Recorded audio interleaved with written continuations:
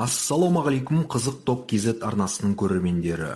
Әлемде автокөліктердің төзімділігінің көптеген рейтингілері бар. Мысалы Германияда Декра мен TÜV техосмотр операторлары және Адиацей неміс автомобильдік клубы әртүрлі тетіктердің ақаулары мен сынулар статистикасына жүгіне отырып өздерінің сондай рейтингілерін жыл сайын ұсынса, ал Америка Құрама Штаттарында мыңдаған автомашиналардың иелерінен анкеталарды толтырғызып жинау арқылы тәуелсіз Consumer Reports ұйымы және J.D. Power маркетинг агенттігі ең ірі зерттеулерді өткізеді. Бұл видеода мен сіздерге әлемдегі 15 жылдан астам жүрген ең төзімді автокөліктердің рейтингісін ұсынамын. Ал кеттік. 10-шы орында Subaru Forester орналасқан. Foresterdың американдық иелерінің 15%-дан астамы өздерінің көліктерін қолданғанына 10 жыл асып кетсе де ауыстырғысы келмейтіндігінің себебі бұл брендтің өзіне адал аудиториясының бар болуымен қоса, осы модельдің төзімділігі туралы айтатын жайт. Әртүрлі жылдарда шыққан Forester әрқашан американдық рейтингтер көшбасшыларының үштігіне жақын болады. Кроссоверді ешқашан жарыс үшін сатып алмаған, ал атмосфералық қозғалтқышы мен 4 сатылы автоматы бар стандартты нұсқалардың құрылымы бұзылмайтын болып саналады. Мұның бәрі екінші буын SG және үшінші буын SH машиналарына қатысты.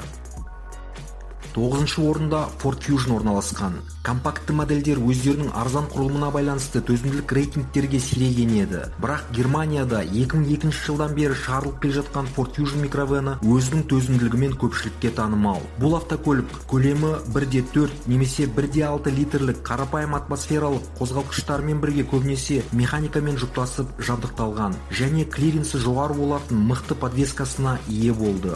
Тек қана салонының ішіндегі кейбір арзан материалдар ұзақ қолданысқа шыдай алмайтындығы болмаса, жалпы алғанда бұл көлік жасы 20 жылға жақын болғанымен өте төзімді болып келеді.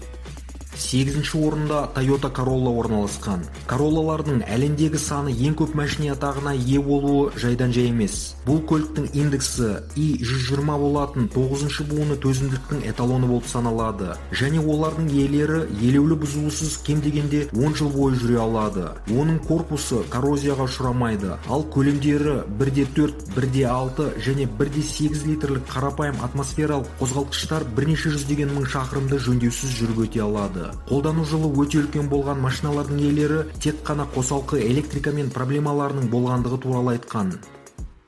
7-ші орында Audi TT орналасқан. Бұл жайт таңғаларлықтай болуы мүмкін. Бірақ егер осы модельдің алдыңғы жетекті бірінші буынын қарастыратын болсақ, онда бұл турбо қозғалтқышы бар спорт машинасы жүгірісі үлкен және 20 жасқа дейінгі автомобильдердің төзімділік рейтингтеріне тұрақты енеді. 4 цилиндрлі, көлемі 1.8 литр қозғалтқышымен бірге DSG қорабы пайда болғанға дейін машинаға қойылған сенімді Tiptronic автоматы жұптасқан алдыңғы буынның өкілдері қазіргі заманғы аналогтарға қарағанда әлдеқайда қарапайым және төзімді болып келеді. Иелеріне тек қана турбинаға ұқыпты қарап, уақытылы техникалық бақылау өткізіп тұруы керек.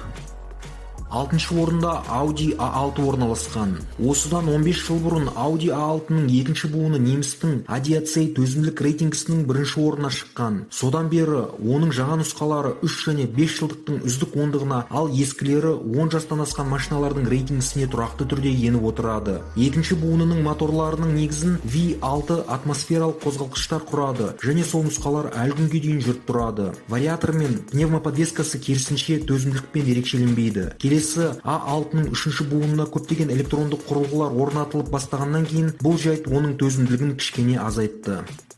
5-ші орында Mercedes SLK орналасқан. Тағы бір ерекше автокөлік. Ол үнемі 10 жылдан 20 жылға дейінгі қолданыста болған ең төзімді машиналардың ондығына кіреді. Бұндай нәтижеге сапалы құрастырумен салыстырмалы түрде қарапайым құрылымының арқасында жетіп отыр. Бірінші буын моделінің қозғалтқыштары жоғары жетек үрлегіштермен жабдықталған, ал өз өндірісінің 5 сатылы автоматы дерлік мәңгілік болып саналады. Бұл машиналар әлде жолдарда кездеседі, бірақ өндіріс жылдарында олар көп шығарылмағандықтан қазіргі кезде лайықты нұсқасын табу қиынға соғады. 4-ші орында Toyota RAV4 орналасқан. Toyota RAV4-тің 10 иесінің 9-ы ешқашан техникалық ақауларға тап болған емес. Бұл тіпті 2001 жылдан бері шығарылған екінші буын машиналарына да қатысты. Қалған басқа иелерде де ешқандай жүйелі проблемалар болған емес. Және электрикаға ешқандай шағымдар жоқ. Көлемі 2 және 2.4 литр болатын атмосфералық моторларды мәңгілік, ал автоматтар іс жүзінде бұзылмайтын деп атауға болады. Подвескаға техникалық қызмет көрсетуі арзан емес, бірақ сирек қажет етеді. Үшінші орында Honda CR-V орналасқан. Дәстүрлі түрде Honda брендіне сенімділігінің жоғары рейтингтерін ең алдымен CR-V кроссовері қамтамасыз етеді. Ол күрделі жөндеусіз кем дегенде 300 000 км жүре алады. Көптеген жылдар бойы Consumer Reports ұйымы оны өзінің топтағы төзімділік бойынша көшбасшы деп атайды. Ал неміс TÜV ұйымы оны 10 жасқа дейінгі машиналар арасында үздік үштікке қояды. Сонымен қатар CarPrice мәліметтері бойынша CR-V'дің екінші буын машиналары Ресейде 20 жастан аса уақыт пайдаланылған ең төзімді автокөлік ретінде танылды. Атмосфералық қозғалтқыштары, беріліс қорабы мен подвескасы өзінің төзімділігімен көпшілікке танымал. Екінші орында Lexus RX орналасқан. Бұл брендтің өзі де, оның флагмандық кроссовері де көптеген жылдар бойы американдық төзімділік рейтингінің жоғарғы қатарынан көрініп отыр. J.D. Power агенттігінің мәліметтері бойынша Lexus RX өзінің иелеріне кез келген кластың өкіліне қарағанда аз проблемаларды туғызады. Бұл кроссовердің төзімділік деңгейі өте жақсы және 95,35% құрайды. Ал брендтің өзі көптеген жылдар бойы төзімділік рейтингінің жоғарғы орындарын Toyota брендімен бөліседі. Дәл осындай бағаны британдық Auto Express басылымы береді. Сондықтан үлкен километражбен екінші және үшінші буындарының модельдерін қорықпай алуға болады, бірақ тек қана атмосфералық қозғалтқыштармен. Достар, бірінші орынға да жетіп қалдық. Бірінші орында көпшіліктің таңдауы, қазақтың сүйікті тұлпары десек те қателеспейміз. Ол Toyota Camry автокөлігі орналасқан. Бүгінгі таңда бұл теңдесі жоқ жапондық автокөлік біздің еліміздің көптеген жылдар бойы бизнес-седан сегментінің көшбасшылығын ұстап келеді. Дәл осындай жағдай ақш-та да байқалады. Бірақ Еуропада бұл модель соңғы уақыттан бері ұзақ жылдар бойы сатылмайды. Американдық Consumer Reports-тың айтуы бойынша бұл седандар 300 000 км-ден астам қашықтықты қиындықсыз жүреді және көлемі 3,5 литр қозғалтқышынан басқасының барлығымен жылдамдық беріс қораптары миллиондық болып саналады. Жолдарымыз 5-ші XV30 және 6-ші XV40 буындарының өте жақсы машиналарына толы. Олар жылдар бойы өзінің құнын ұстап келеді.